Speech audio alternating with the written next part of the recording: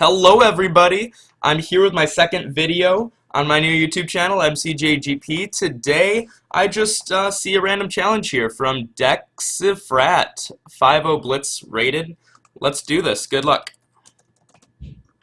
Okay, C4, looks like we're gonna get into an English this game. So, let me explain what happened today. I had recorded like an hour-long Lichess Blitz Arena tournament, did really well, got second place, and then I realized, I uploaded it to YouTube, and realized afterwards that I didn't have audio.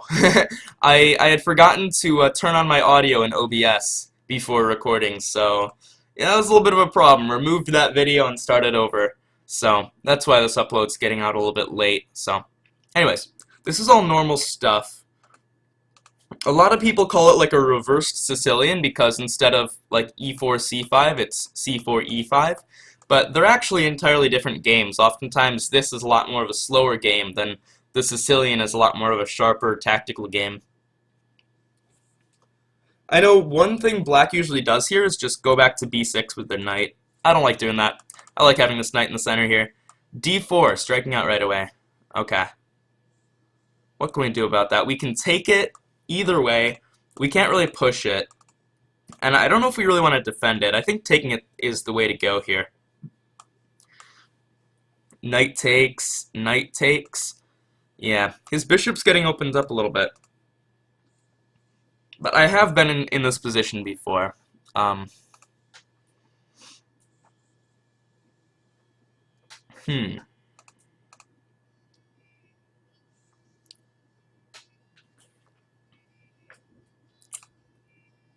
Alright. Let's get rid of that. And then knight takes c3, keep trading things off. Yeah, that looks like the way to go.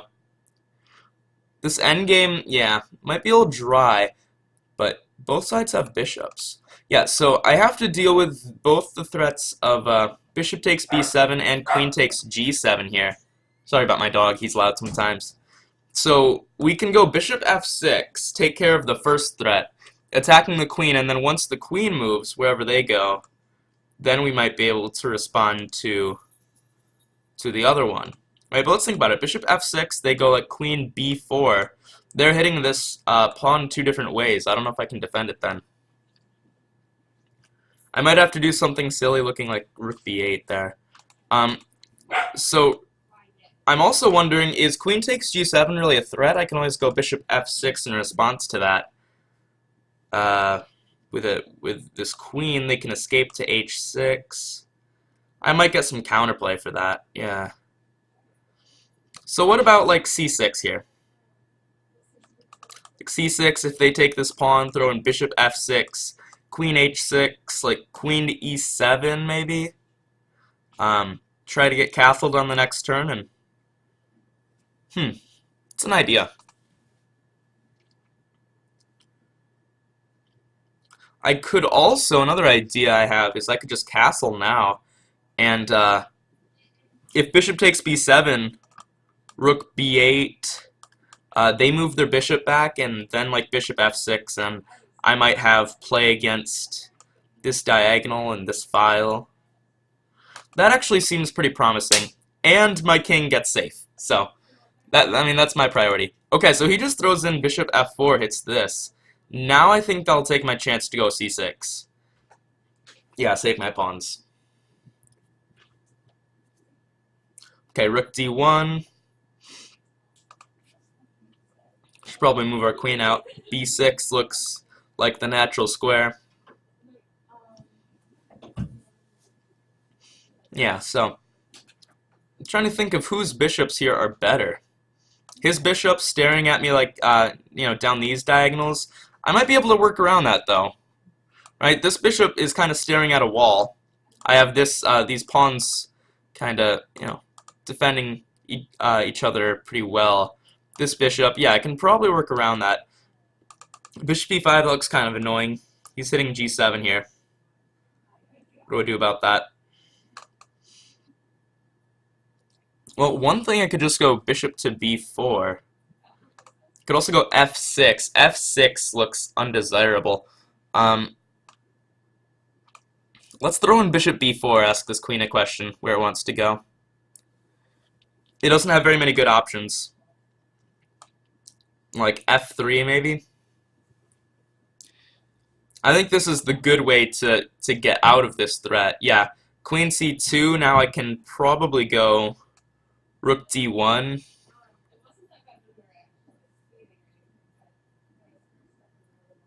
I'm really low on time. I gotta keep that in mind. Let's go here, hit f2. If you have to retreat, retreat and attack.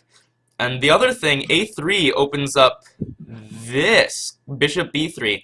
It doesn't work right away, but if I trade off a pair of rooks first, if he goes rook takes d1, then it'll work.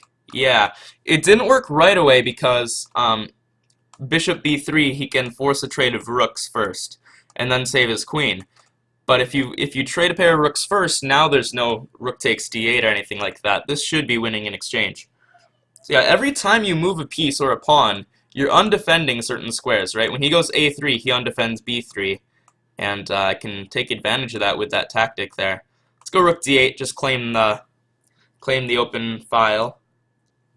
He still has the bishop pair, so he's got plenty of compensation just in that for the exchange. But I'd still prefer my side. Let's try to trade off a pair of bishops, in fact. Okay, like queen c5. I don't know. I'm thinking bishop e5 is what I want to do next. Okay, he's gonna attack me. We can go here. No, like, discoveries. His queen would always be hanging. Okay. Can go over here, I guess. He's attacking me a lot.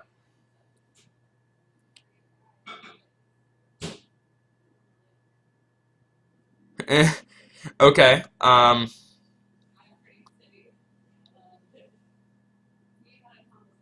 Let's go back here. Bishop d3. Can go over here. Man, those bishops are really annoying. They got pretty active pretty quickly there. Hitting that, he can defend that. Yeah. Let's go back here and set up bishop f6, try to challenge him for this diagonal.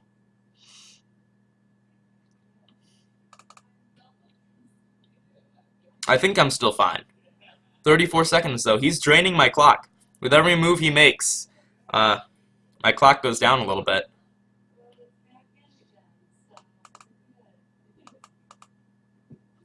Okay, I have the D file now, I have the diagonal, my pieces are getting improved. Check.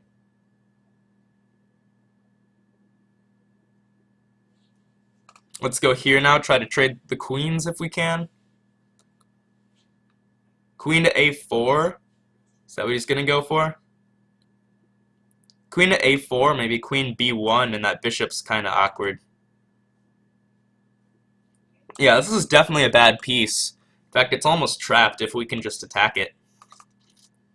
So yeah, queen a4 should probably lose to queen b1, so yeah, he doesn't have very many good options. I eventually took over the d file, took over this diagonal, and all by threatening trades, right? Like, he didn't really have any good choices. He either accepted the trade, which he doesn't want to do, or got off of the, file or diagonal that I wanted.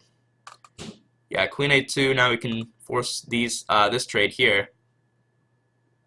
Or can we? Is bishop e2 good? He might have missed bishop e2 there, I don't know. We can look back at that later. No, bishop e2, I had queen e4. Okay. Whew. I should have seen that though. That was bad on my part. Missing a possible could have been a blunder if I didn't have queen e4.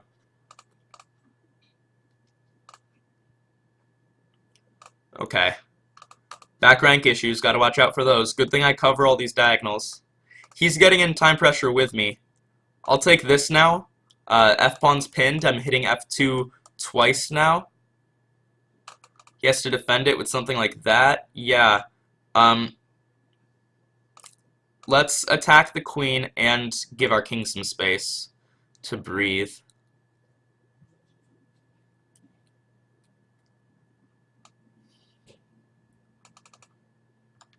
Oh man. Good thing I'm a speedy chess player. Let's go here in queen f1.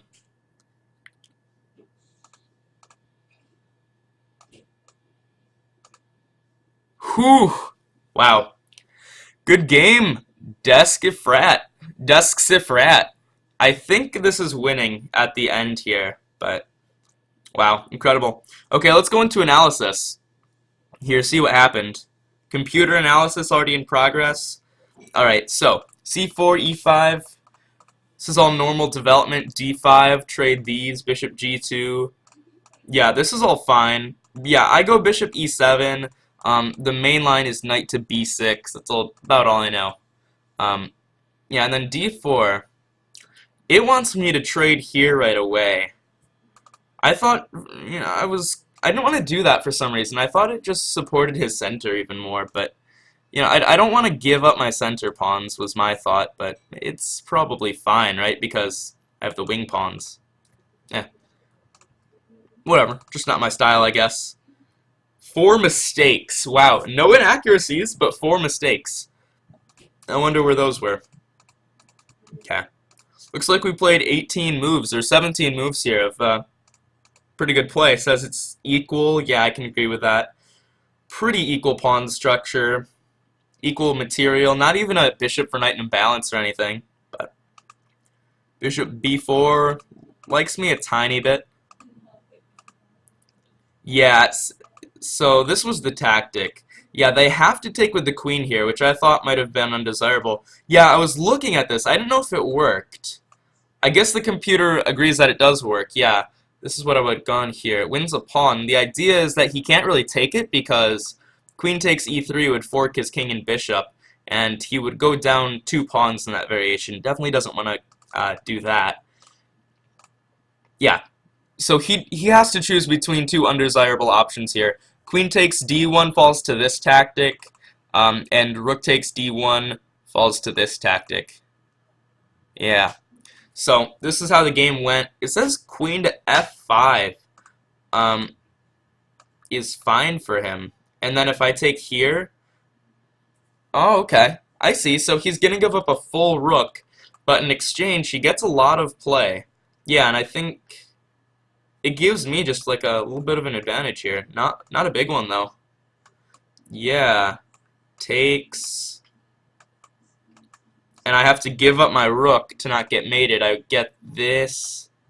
Wow, crazy. Yeah, and I'm sure he's pretty close to having a perpetual check in a lot of those lines.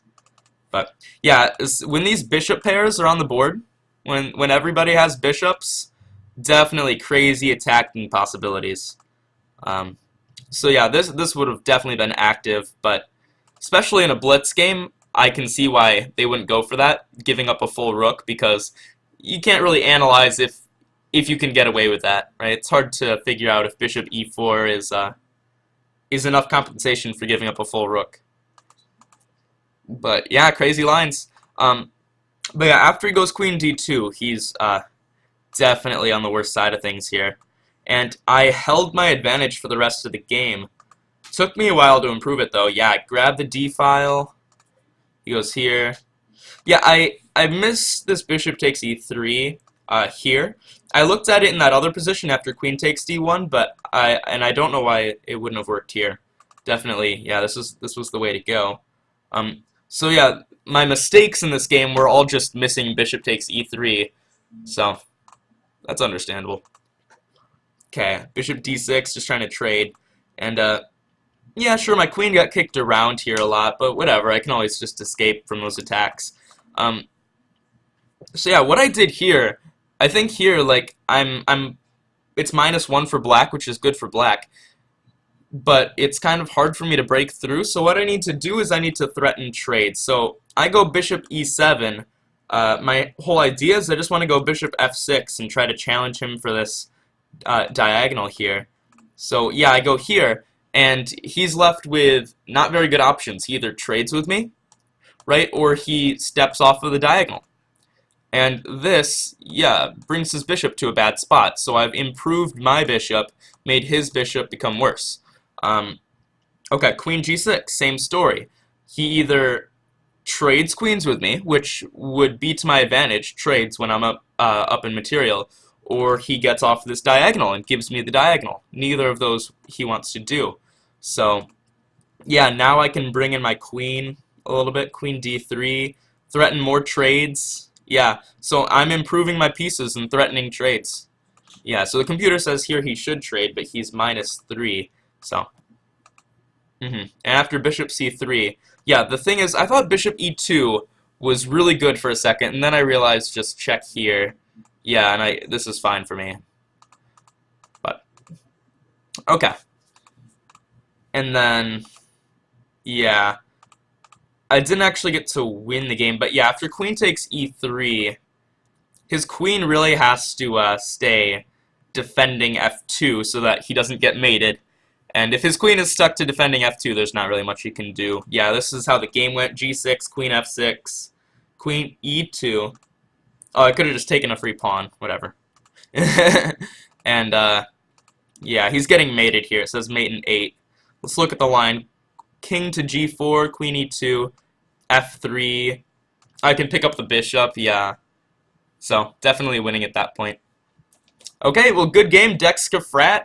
Thank you all for watching. I'm sorry that I didn't get to upload a Blitz arena. I think that might have been more enjoyable than just a single Blitz game. But I still hope you enjoyed this game. Crazy English, or reverse Sicilian, you might call, with bishops everywhere. Alright, so that's my upload for today. I hope you all enjoy it, and I'll see you back tomorrow. Goodbye.